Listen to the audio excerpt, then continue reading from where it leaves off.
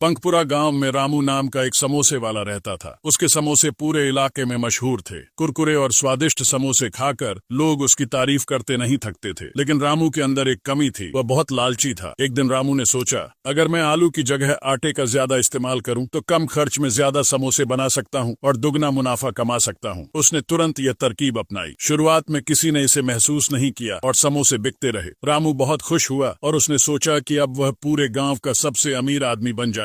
लेकिन कुछ ही दिनों में लोगों को समोसे का स्वाद फीका लगने लगा। गांव के लोग शिकायत करने लगे, रामू के समोसे पहले जैसे नहीं रहे। उसकी बिक्री धीरे धीरे घटने लगी। फिर ग्राहकों को लुभाने के लिए रामू ने एक ऑफर रखा, एक समोसा खरीदो एक मुफ्त पाओ। एक दिन बारिश भरी रात में एक अजीब सा यात्री रामू की दुकान पर आया। वह फटे पुराने कपड़े पहने लंबी दाढ़ी वाला बूढ़ा आदमी था। उसकी आंखों में अजीब सी चमक थी। यात्री ने रामू से दर्जन भर समोसे खरीदे। रामू ने सोचा, यह तो गरीब आदमी लगता है, इसे घटिया समोसे देकर ज्यादा फायदा उठा सकता हूँ। उसने कम आलू वाले समोसे यात्री को थमा दिए। यात्री ने मुस्कुराते हुए कहा, रामू, तुम्हारी यह लालच तुम्हें बहुत भारी पड़ेगी, याद रखना मेरी बात। रामू ने उसकी बात हंसकर टाल दी। अगले दिन सुबह जब रामू अपनी दुकान पर पहुंचा तो उसने देखा कि पूरा गांव गुस्से में था। हर गली में पोस्टर लगे हुए थे। रामू यह देखकर दंग रह गया। उसकी दुकान पर कोई भी ग्राहक नहीं आया। वह समझ गया कि यह सब उस रहस्यमय यात्री का काम था। उसकी इज्जत और कारोबार दोनों मिट्टी में मिल गए। आखिरकार रामू उस यात्री को ढूंढने गया। उसने माफी मांगी। यात्री ने बताया कि वह वास्तव में एक मशहूर बावर्ची है जो लोगों को ईमानदारी का पाठ सिखाने आया है। यात्री ने कहा, अगर तुम्हें अपनी इज्जत और ग्राहकों का भरोसा वापस चाहिए तो समोसे ईमानदारी और प्यार से बनाओ। रामू ने उसकी बात मान ली। उसने फिर से अच्छे समोसे बनाने शुरू किए। धीरे धीरे गांव वालों ने उसे माफ कर दिया और उसका काम फिर से चल पड़ा।